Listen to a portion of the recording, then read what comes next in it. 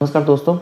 जैसा कि आप लोगों ने देखा कि जब ये चुनाव के नतीजे आए हैं, उसके बाद से नरेंद्र मोदी जो भारत प्रधानमंत्री हैं, उन्होंने रैली करी और रैली के बाद उन्होंने बोला कि 7 जो उन्होंने अपील करी हैं लोगों से, देश की जनता से, उसमें उन्होंने बोला है कि आप विदेश यात्रा को 1 साल विदेश यात्रा को आप टालिए, मत करिए और सोना मत खरीदिए और घरेलू तेल का कम इस्तेमाल करिए, वर्क फ्रॉम होम करिए।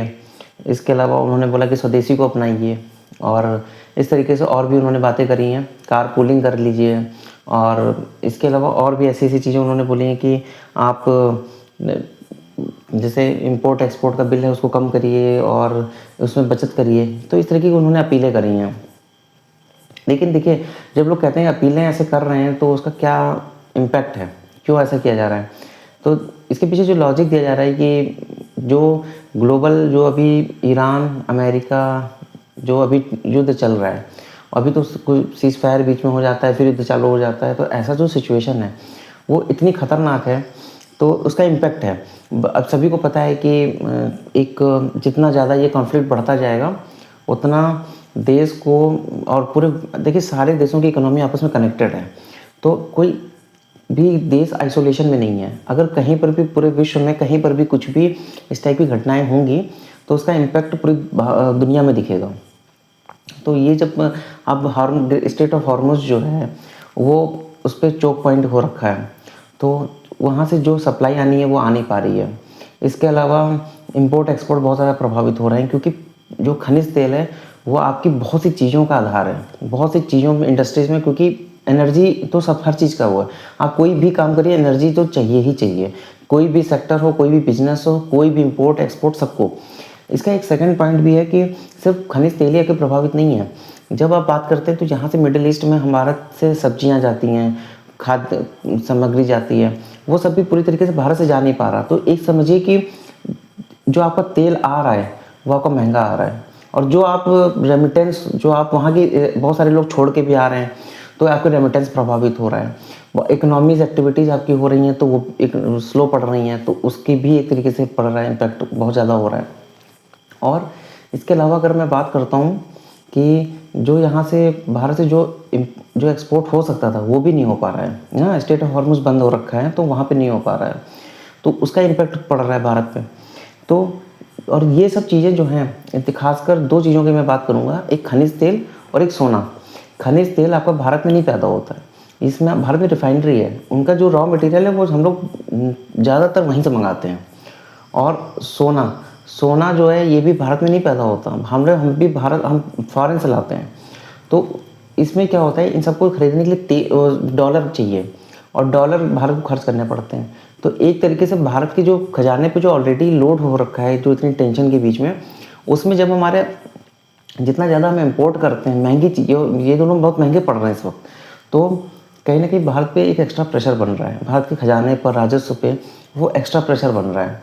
तो इस वजह से कहा जा रहा है कि आप अपने आने वाला समय जो है, वर्क फ्रॉम होम करिए, ये सब चीज़ें करिए, आप तेल का कम इस्तेमाल करिए, ताकि आप आप अपनी चीज़ों को, खाने का तेल जैसे है, खाने का तेल भी अब बाहर से हम लोग बहुत ज़्यादा इंपोर्ट करते हैं।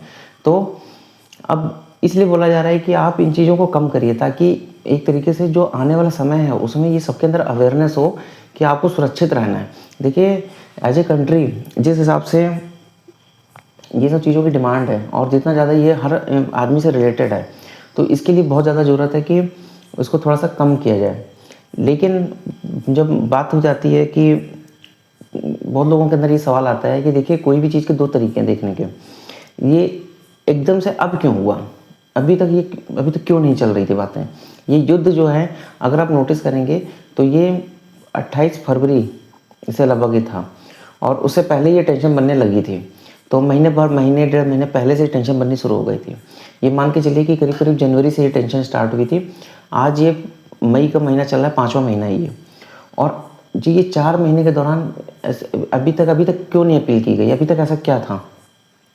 देखिए, इसमें हम बात करते हैं तो उसमें सरकार से भी बहुत चीज़ें को पूछना चाहिए कि देखिए, जब आप बात करते हैं कि तेल को बचाने की, तो जो अभी तक 5 राज्यों में चुनाव थे, और 5 राज्यों में चुनाव में जी भर के रैलियाँ हो रही थी, और रैलियाँ जो होती हैं, जो उनके काफ़िले होते हैं, है ना, वो सब में पेट्रोल एनर्जी तो लगी रही है, लेकिन तब तो ये कहीं नहीं आया मुद्दा। तब किसी ने नहीं पूछा कि ये मतलब क्यों नहीं किया जा रहा है। तब तो हर नेता जो है काफ़िले चल रहे हैं नेताओं के। एक नेता के काफ़िले में कम से कम 25-30 गाड़ियाँ, 50 गाड़ियाँ, 100-100 गाड़ियाँ होती हैं। उनको जो रैलियों को अटेंड करने वाले आते हैं, वो सब बसों से, ट्रकों से, चीज़ों से आ रहे होते हैं, बसों में बैठ के आ रहे होते हैं, ट्रैक्टर ट्रॉली में भर के आ रहे होते हैं। तो इतने जब लोग आ रहे होते हैं, तो वो भी तो खनिज, वो भी तो तेल ही तो चल रहा है, कोई पानी से तो चल नहीं रहा है। तो उनसे क्यों नहीं पूछा जाता? तो ये लोग बड़ा एक सवाल करते हैं कि भाई, हमेशा लोग अपनी पॉलिटिक्स को सूट करता है। जब हम चाहेंगे, जब हमको, जैसे कोविड में चुनाव हो सकते हैं, लेकिन कोविड में स्कूल नहीं खुल सकते। ये एक बड़ी देश की विडंबना है। कोविड के समय बच्चे बैठ के पढ़ाई नहीं कर सकते, लेकिन संसद में बिल पास हो जाते हैं।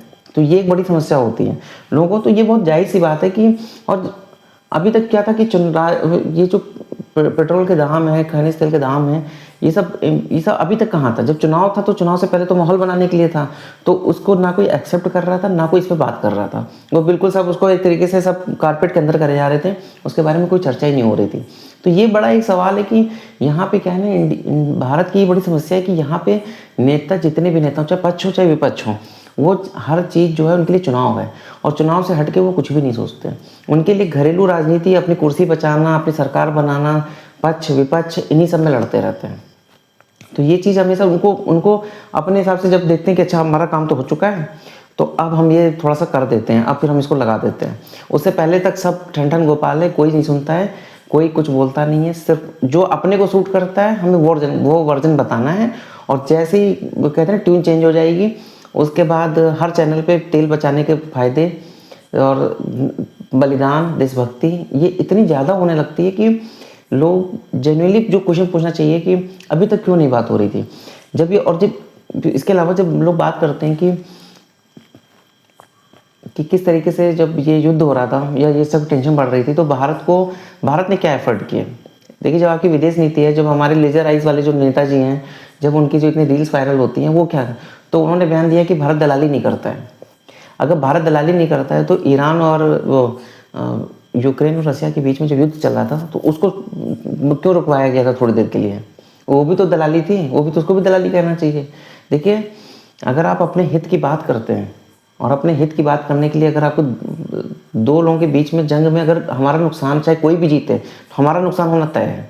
तो अपने नुकसान को बचाने के लिए अगर आप किन्हीं दो लोगों के बीच में वार्ता भी करते हैं, कराते हैं, कुछ उनके बीच में अगर आप इक्वेशन बनाने की कोशिश करते हैं, तो उसको दलाली नहीं कहा जाता है। राष्ट्र हित सर्वोपरि है, और उसके लिए अगर आपको बात करनी पड़े, तो उसमें क्या बुराई है? हमारा नुकसान, जीतना हारना तय नहीं। हर देश ने अपने एफर्ट मारे, रूस ने मारे, चाइना ने किया, रसिया ने किया, ईरान, इजराइल सब कर रहे हैं, लेकिन भारत इसमें कहाँ है? भारत ने, आप विश्व गुरु कैसे बनेंगे जब आप अपना ही सर्वोपरि नहीं कर पा रहे? आप अपने आपने बिल्कुल शांत बैठे हुए कि हमें आइसोलेशन में, कि युद्ध अपने आप से जो होना हो जाए, हम तो सिर्फ वेट एंड वॉच की पॉलिसी अपनाए हुए हैं। तो ये बहुत बड़ी बात होती है। और जब ये इस तरह की बात करते हैं कि तेल को बचाइए, तेल बचाना है, तेल आप बचा करके करेंगे, लेकिन जो आपके जो ऑयल में जो सेक्टर में जो पूरे के पूरे बहुत सारे लोग एम्प्लॉयड हैं, उनका क्या होगा? आप सोना नहीं खरीदेंगे, लेकिन आपको जानकारी होनी चाहिए कि कितने सारे सोना, ये जो ज्वेलरी बिजनेस है, इसमें ऑर्नामेंट्स और ये ज्वेलरी और ये सब चीज़ें जो बनती हैं, इसमें बहुत हैवी लेबर इंटेंसिव मार्केट है ये, उसमें बहुत सारे लेबर हैं, उनका क्या होगा? जब आप कह रहे हैं सोना मत खरीदो, ये तेल मत खरीदो, तो जो उसमें काम कर रहे हैं, तो उनका रेवेन्यू कहाँ से आएगा? जब रेवेन्यू नहीं आएगी, तो सैलरी कहाँ से आएगी? वो कैसे चलेगा? तो ये पूरा, ये भी, इसका भी तो कोई सोल्यूशन होना चाहिए। सिर्फ आज ये बंद कर दो, कल ये बंद कर दो, इससे कहने से तो काम नहीं चलेगा ना। तो इस पर एक बार जरूर सोचना चाहिए। स्टॉक मार्केट में पता होना चाहिए कि अच्छा खासा स्टॉक मार्केट, लोगों का पैसा जा चुका है, वो मार्केट से डाउन हो गया, स्टॉक मार्केट लो पे चल रहा है। आप कोई भी शेयर, एसआईपी, म्यूचुअल फंड जो भी आप करते हैं, देख लीजिए, आपको अच्छे खासे लॉस में दिखेगा। लोगों की जो पूंजी थी, वो स्टॉक मार्केट से गायब हो चुकी है बहुत सारी। तो उम्मीद करता हूँ इस तरीके की जो स्टेप्स ले आते हैं, उनमें कम से कम एक मैच्योरिटी होनी चाहिए, और पब्लिक को भी ये चीज़ पूछनी चाहिए कि जब पब्लिक लास्ट में, हर ठीकरा जो है, जो नेताओं के काफ़िले बड़े होते जा रहे हैं, उनके काफ़िलों में कोई कमी नहीं है, वो जो जितना बड़ा नेता वह उतना ही बड़ा काफिला लेके चल रहा है और उसको उतना ही ज़्यादा अपने साथ चेले चपाटे सब मोटरसाइकिल गाड़ियाँ सब भर के चलते हैं। पूरा उनका बस चले तो एयर शो, क्या नाम है, रैली, और उनके साथ शक्ति प्रदर्शन और ये सब चीज़ें। चुनाव जीतने के बाद भी ये सब हुआ है और हो रहा है। तो तब ये पेट्रोल बचाने की, सोना बचाने की और इन सब चीज़ों पे क्यों नहीं चर्चा होती है? मतलब सारे बलिदान देने के लिए सिर्फ जनता ही है और जनता को आप मेरे मोरल पढ़ा दीजिए और कि आप ये कर लो वो कर लो, ऐसा है। लेकिन आप ये बताइए कि अब जैसे वर्क फ्रॉम होम है, आप उन कंपनियों का क्या करेंगे जो कंपनियां जो सिर्फ एम्प्लॉय को अपने सामने बैठा करके उनको लेबर की तरह ट्रीट करती हैं। उनको तो वर्क फ्रॉम होम ऐसा लगता है कि कोई घर में चोरी कर रहा है, कि लगता है कि वो कोई घर में बैठ के सो रहा है, नींद पूरी कर रहा है। अब कंपनियों को आप तो बोलिए कि कंपनियां क्यों नहीं वर्क फ्रॉम होम कर रही हैं?